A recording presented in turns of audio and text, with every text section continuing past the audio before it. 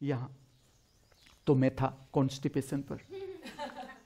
Constipation का अर्थ है कि, क्योंकि सब्जेक्ट ही ऐसा है, कॉन्स्टिपेशन का अर्थ है पकड़े रखना, आगे जाना ही नहीं है, उसका अर्थ है कॉन्स्टिपेशन। उसकी और दवाइयां दिखाता हूं। दवाइयां नहीं कहता, दवाइयां अच्छा नहीं लगता, गुरु के साथ दवा नहीं होती है।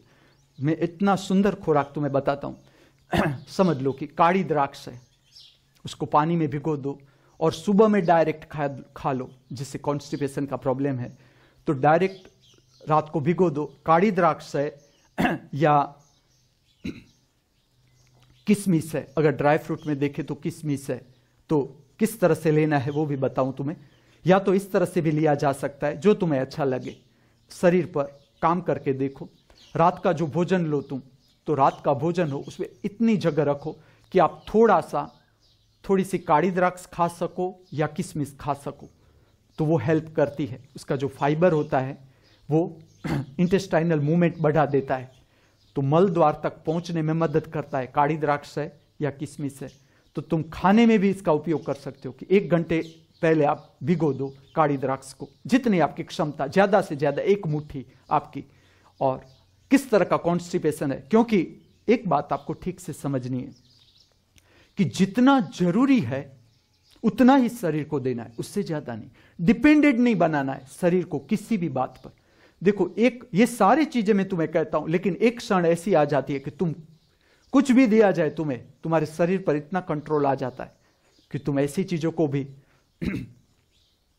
तुम्हें कोई प्रॉब्लम नहीं कर सकती। तुम्हारा पेट साफ होने में कोई प्रॉब्लम नहीं कर सकती। इस तरह का तुम्हारा आंत एक्टिव हो जाता है कि तुम अपना भीतर जो कण है उसे मर्द द्वार तक पहुंच ही जाते। लेकिन जब तक वो क्षमता तुम प्राप्त नहीं करते तब तक तुम्हें संभालना है अपने को। तो एक काड़ी द्राक्ष का प्रयोग है। रात का जो खाने के बाद आप काड़ी द्राक्ष ले लो, ज्यादा से ज्यादा 1 मुट्ठी, या सुबह में कि 1 मुट्ठी काड़ी द्राक्ष को भिगो दो पानी में, उसका पानी भी ले लो। सुबह में डायरेक्ट उठ के डायरेक्ट ले लो, फिर काम करो। ऐसा नहीं कि फिर तुम्हें सो जाना है। हाँ, घंटों को अगर काड़ी द्राक्ष सुबह में ली है तो पूरा कांचादाई टेम्पल कौवा चाल में झाड़ू से भी साफ करना है और पोंछा भी लगाना है। इतनी एक्सरसाइज चाहिए पेट को ठीक करने के लिए। काड़ी द्राक्ष पर नहीं आधारित रहना है या किशमिश पर आधारित नहीं रहना है, लेकिन ये दोनों हेल्पफुल है कब्जियात दूर करने के लिए। इस तरह से ड्राई फ्रूट में जो कब्जियात दूर करता है, ऐसी जो चीज है तो वो है अंजीर, जिससे इंटेस्टाइनल प्रॉब्लम है, कोई भी प्रॉब्लम इंटेस्टाइन का प्रॉब्लम है, और जिसपे खास करके कॉन्स्टिपेशन है, तो वो भोजन के बाद अगर 1 अंजीर ले ले, सुबह में चाय पी रहे हो उसके साथ, या दूध पी रहे हो या कॉफी के साथ 1 अंजीर ले लो, तो वो भी हेल्पफुल है। 1 से 2, ज्यादा से ज्यादा 2। ड्राई फ्रूट को भोजन की तरह नहीं लेना है, समझना। ड्राई फ्रूट एक तरह की विटामिन की गोलियां समझो। अगर काजू खाना है 5 से 7, बादाम खानी है 5 से 7, और जो एक ड्राई फ्रूट है वो है बादाम। रात को भिगो दो 5 से 7, उससे ज्यादा नहीं। उसमें आप मरी भी भिगो सकते हो, क्योंकि मरी भी जो भीतर की वायु है, आपके शरीर में जो वायु बनती है रात दरमियान वायु बनती है। और जो बड़ी उम्र के लोग हैं कि जो अब समझ लो पथारी वश है, तो उसे रात में भिगोई हुई मरी सुबह में अगर आप दो, तो वो जो गैस होता है शरीर के भीतर कि जो जॉइंट्स के जो फाइबर है उसे वीक करता है।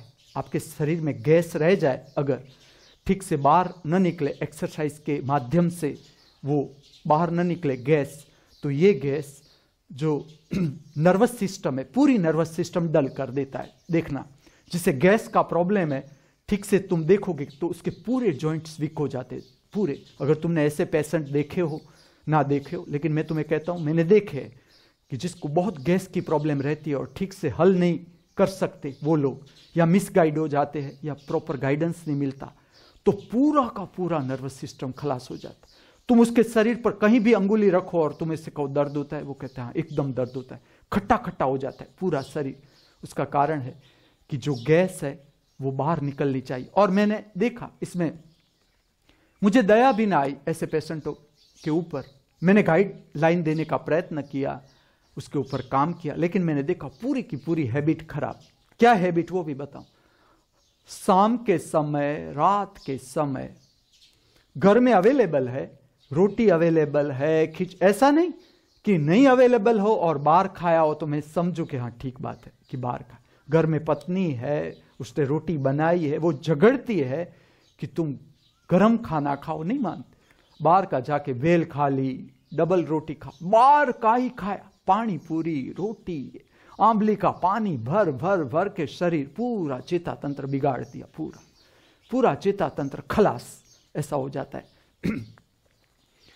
तो जो शाम को, रात को अगर आप 5 से 7 बादाम भिगो दो और सुबह में चाय के साथ भी ली जा सकती है, और अगर उसके साथ आप मरी लो, भिगोई हुई मरी को लो सुबह में, तो भी वो आंत का जो गैस होता है उसको दूर करने में मदद कर सकती है। या कॉन्स्टिपेशन का प्रॉब्लम हो, जिसे कि मल साफ नहीं हो रहा है, शरीर में से निकल नहीं रहा है, तो समझ लो कि आपने 7 बादाम खाई, भिगोई हुई 7 बादाम खाई, तो हेल्प करती है, इंटेस्टाइनल मूवमेंट को बढ़ाती है। अंजीर है, इंटेस्टाइनल मूवमेंट को बढ़ाता है सुबह में अगर आप, लेकिन अंजीर में एक देखना है कि अगर आप पानी में भिगो तो 10 मिनट से ज्यादा नहीं, ज्यादा से ज्यादा 5 से 10 मिनट, उससे ज्यादा आप भिगोगे तो उसका फाइबर खलास हो जाता है, फाइबर एकदम वीक हो जाता है। फाइबर को वीक नहीं करना है। जैसे कि दूधी, लौकी का सब्जी है, लौकी की सब्जी अगर आप बनाओ तो उसे एकदम गलानी नहीं है, उसे आधी गलानी है, आधे फाइबर रखने हैं, तो वो फाइबर कॉन्स्टिपेशन दूर करने में मदद करते।